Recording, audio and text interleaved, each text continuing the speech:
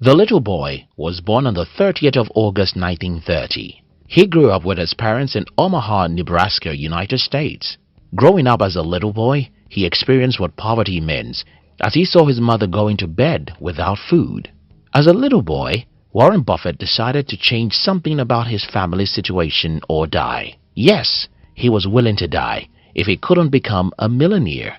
To many people, this was evil desperation. But as I will show you in today's video, every human being needs to get to a point of no return or they will live an ordinary, average life. Eric Thomas said, "When you want to succeed as bad as you want to breathe, then you'll be successful. If you don't want success badly, you'll not sacrifice everything you've got for it, and you won't get it." In other words, until you're at the point of no return, you can never achieve extraordinary results with your life. When you want to succeed as bad as you want to breathe, then you'll be successful. The world of Plan B.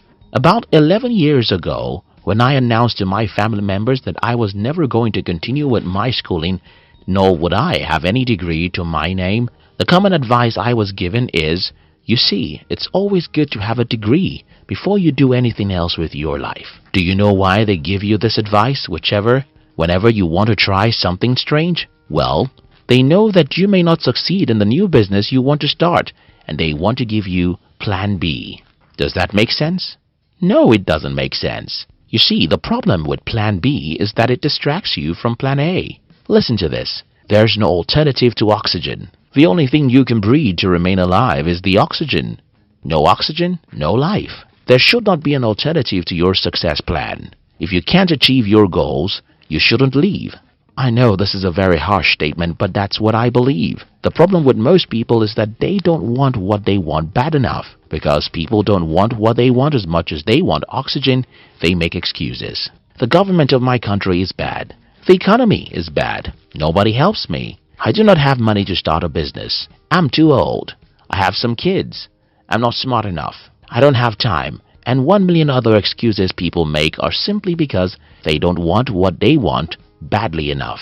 You see, I grew up in a village in Africa, and that was not the only pain in my childhood. I suffered rheumatism for the first 17 years of my life, and my parents were too poor to even take me to the hospital for a test until I was 17. Like Buffett, when I became an adult, I simply wanted to be rich or die. And the reason for this is simple. I have seen practically what it means to be poor, and I never wanted to live with poverty. When you want to succeed as bad as you want to breathe, then you'll be successful. How can you make excuses when you know that your poverty is your pain? How can you complain that the reason why you're poor is that you don't have capital? How can you blame the economy or the government if you truly want what you want as much as you want the oxygen? How can you have Plan B if Plan A is the only thing that makes sense to you? Your life goal should be to get the Plan A or nothing, because if you have Plan B, immediately when your Plan A fails, you simply switch to Plan B. But if you have only Plan A, you try again and again until your Plan A succeeds. When you want to succeed as bad as you want to breathe, then you'll be successful. Take responsibility for your life. When I was around age 18, I borrowed a book from one of my friends. That book was The Maximum Achievement by Brian Tracy. I can't remember many things I learned from that book now, but one lesson stuck with me forever, and that is, it's my fault. My life is all about my decisions, and the outcome of my decisions is my fault, even if someone else influences those decisions. If you think about it, this doesn't make sense. Take for instance, my two parents have the AS genotype, so they shouldn't be married. But they got married and gave birth to me as a sickle cell child. How is it my fault to be a sickle cell patient? The government of my country is so corrupt that they steal money right in front of the TV camera. A little exaggeration here. So I cannot get a job if I ever needed one. So how is that my fault that I can't get a job? I felt sick many times as a child, and because of this, I am not as brilliant as many people. How is that my fault? I can continue with the list, and you'll notice something. There are people I can blame for my poverty. You too can sit down and make a long list of the people who are responsible for your poverty or misfortune. But guess what? It's a waste of time. It's a waste of your time because it doesn't matter who causes your poverty. It only matters who can make you rich. Think about this. Anyone who is qualified to cause you a hard time cannot have what it takes to help you out of your predicament. Anyone whose actions or decisions make you poor cannot have what it takes to make you rich. And that's where the problem lies.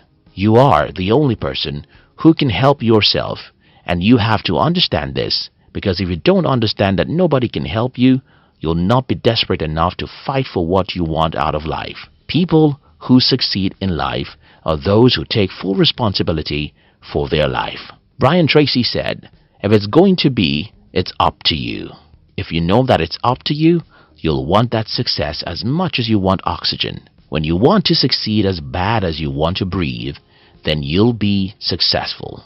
Desperation is holy. I'll talk a great deal about being desperate for what you want about life, and each time I talk about it, there's usually someone to remind me about heaven. Listen to this.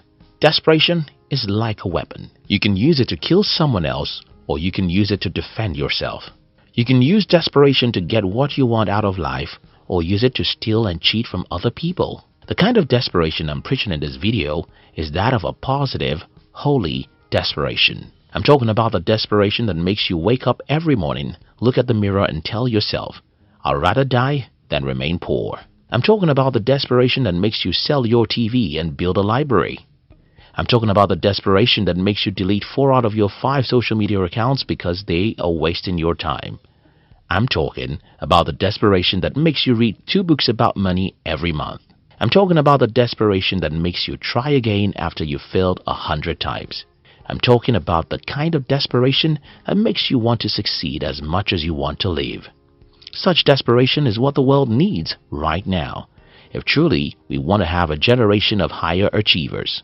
When you want to succeed as bad as you want to breathe, then you'll be successful. Thank you so much for watching our videos. If you like this channel, we're happy to announce to you that our team has launched 3 other interesting channels. One of our new channels is called Hunt TV, where we publish inspirational videos to inspire and encourage you as you go through the harsh journey of life. Our second channel is called Fame TV, where we share with you the interesting and inspiring stories and biographies of the successful people who have achieved greatness with their lives.